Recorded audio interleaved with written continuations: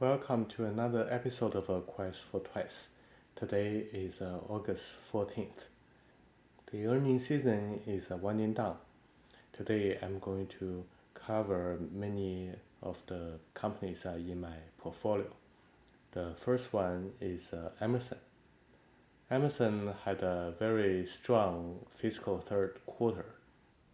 Its quarterly revenue increased 14% from 1 year ago across a broad geographic regions and most of its segments, except its discrete segment, which was somewhat weak. The good news even better.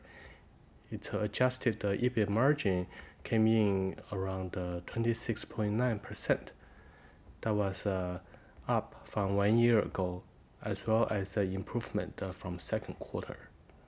So its operating leverage was 59%, with a strong price and favorite net material inflation. Its full year sales is guided about up 10% from last year, with a backlog at 6.9 billion at the end of the third quarter. So overall, very solid business performance in the third quarter.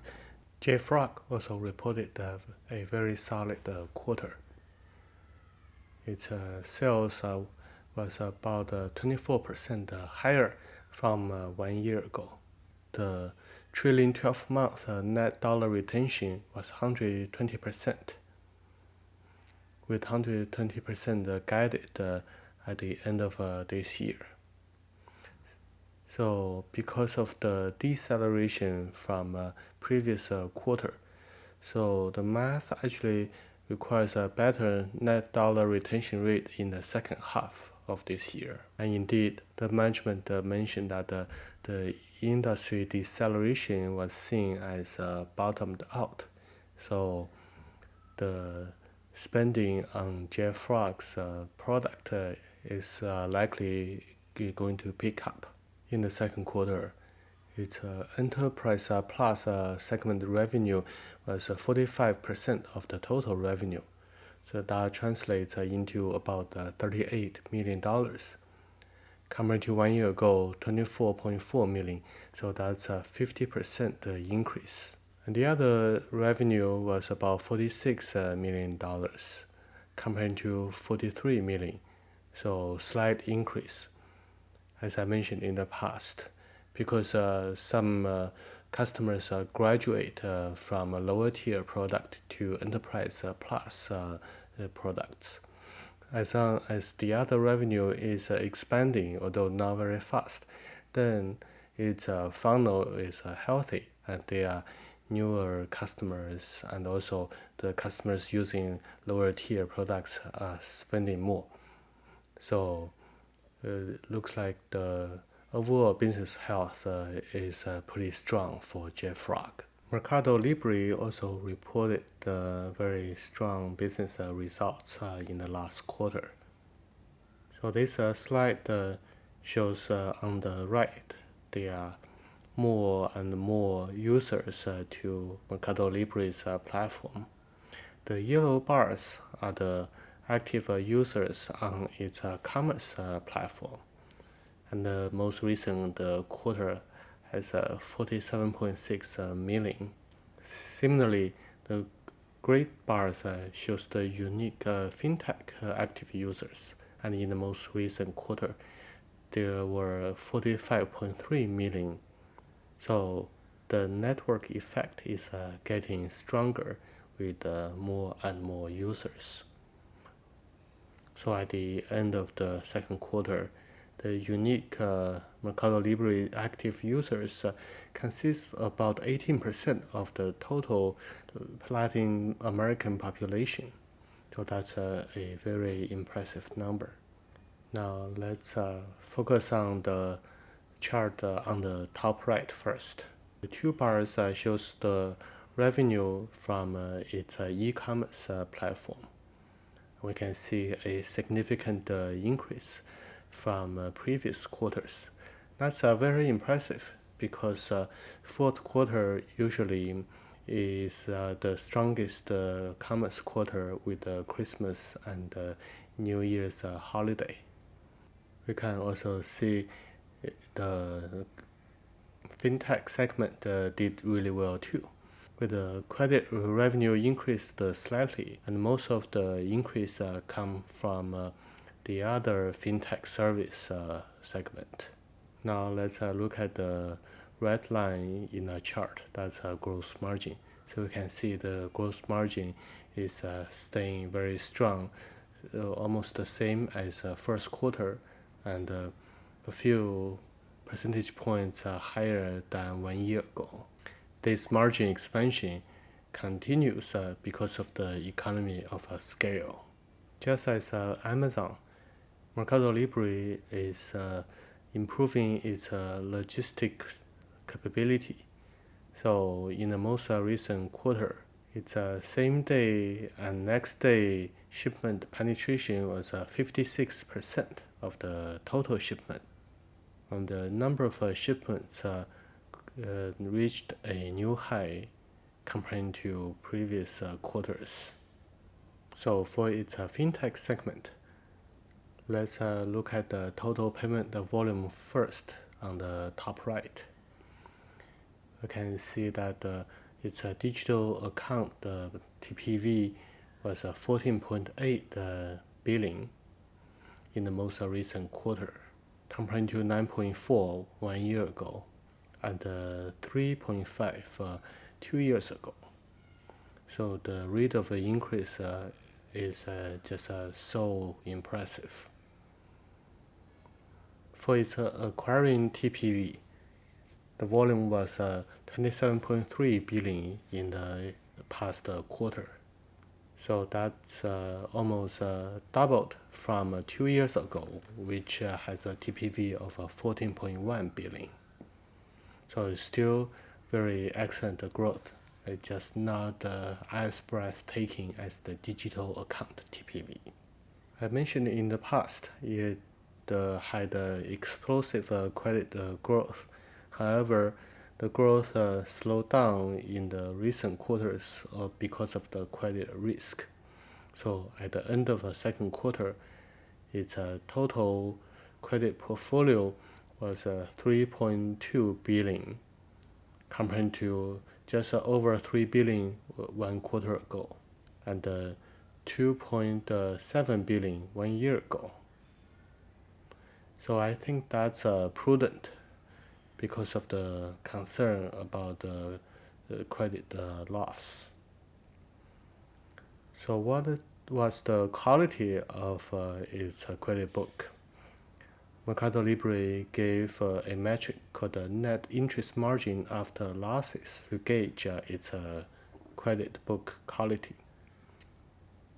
So the net interest margin after losses is basically credit revenues minus bad debt, then minus the funding cost. Then that's the profit left, divided by the credit revenue. So in the second quarter, it was almost 37%. That's not as high as 39% reached in Q4 last year, but still significantly higher than previous quarters except Q4 last year.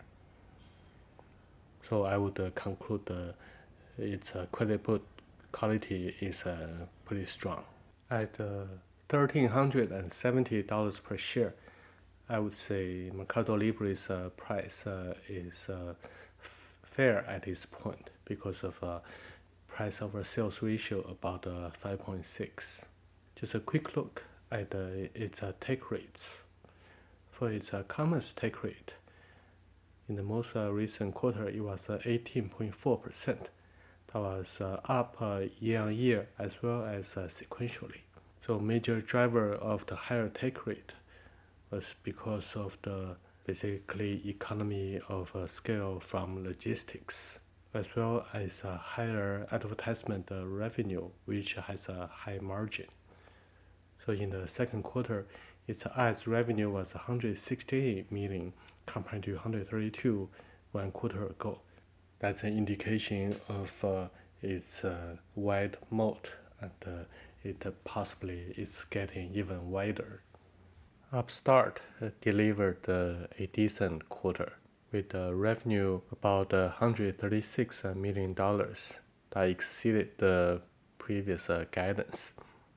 And that's a sequential improvement from $103 million in the first quarter. However, that's still a drastic reduction from revenue 1 year ago of $228 million.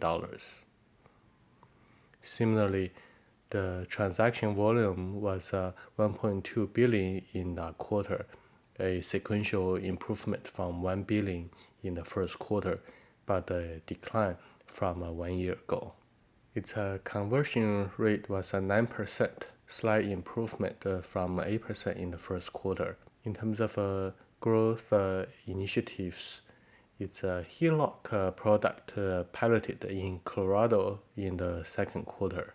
Its banking and credit union partners reached 100 at the end of the second quarter, so comparing to 92 at the end of last year. Or just green shoots of growth. In terms of threats and opportunities, not much update.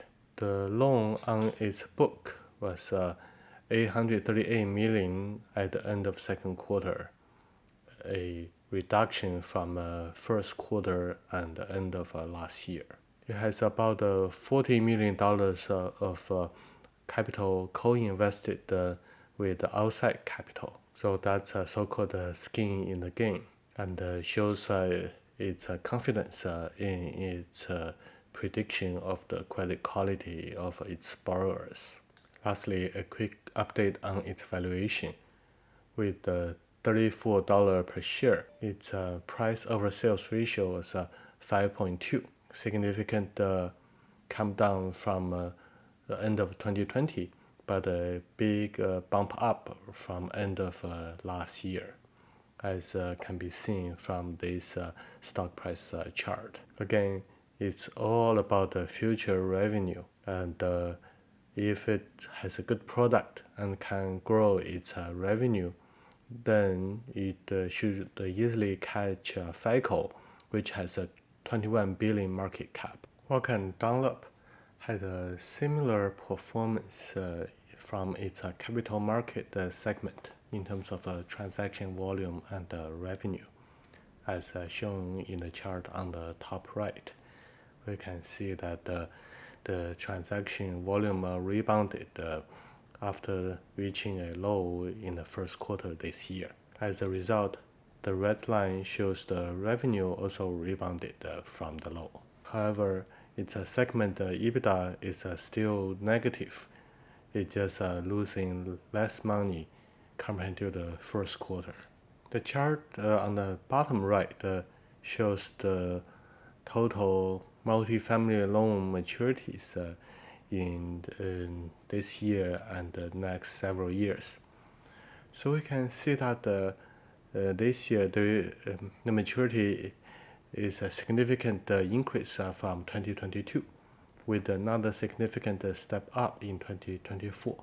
So with the current interest rate environment and concerns about the commercial real estate, this actually presents a threat, because the wave of loans will mature in this year and may have to be renewed at a higher interest rate.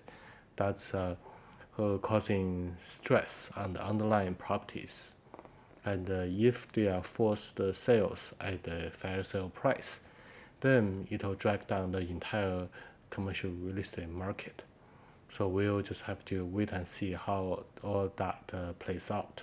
As previous quarters, the service and the asset management segment has been holding very steady with stable revenue and EBITDA. Looks like the segment run rate annual EBITDA will be over $440 million, even with the $6 million charge-off in the most recent quarter, and $4.6 million in the fourth quarter last year.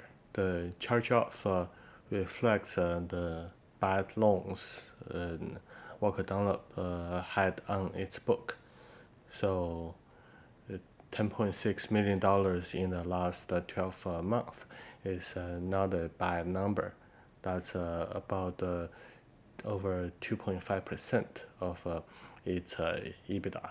So for the full year, Walker Dunlop has an outlook about a reduction about a single-digit EBITDA from last year, which was $325 million.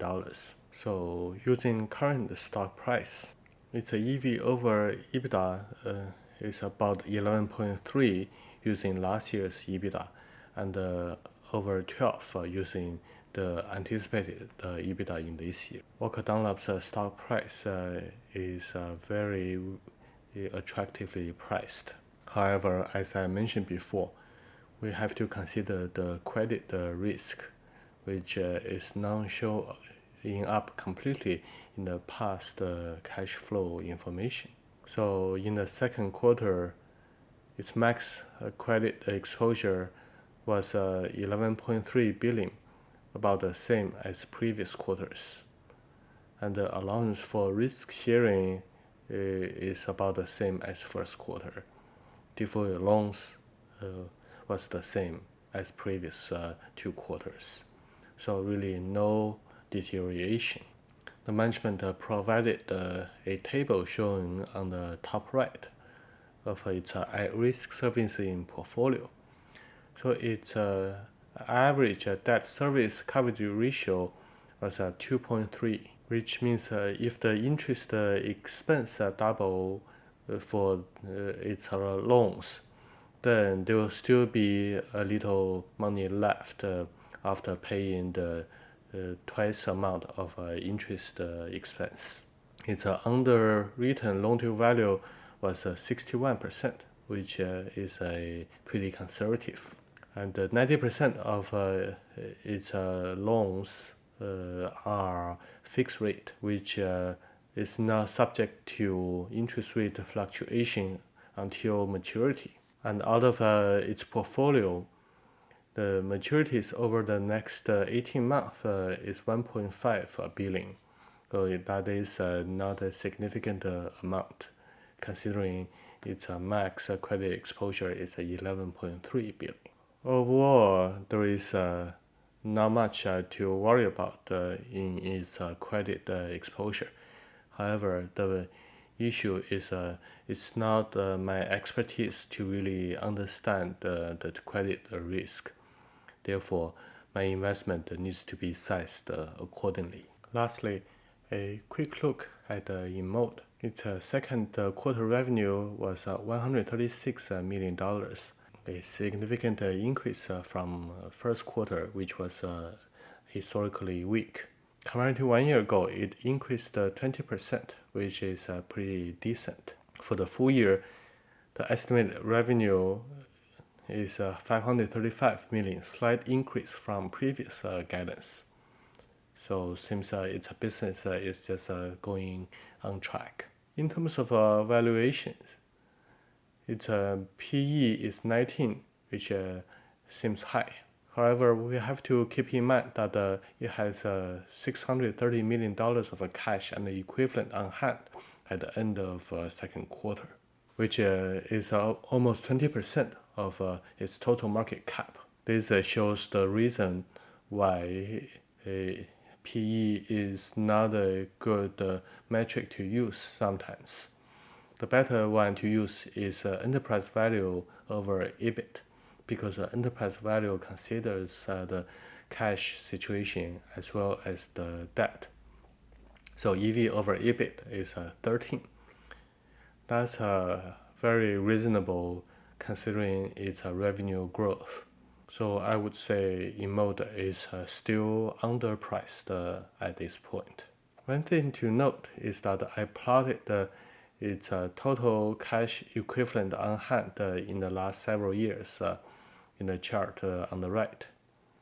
Those are the gray bars. We can see the cash just keep on growing. The pile becomes larger each year.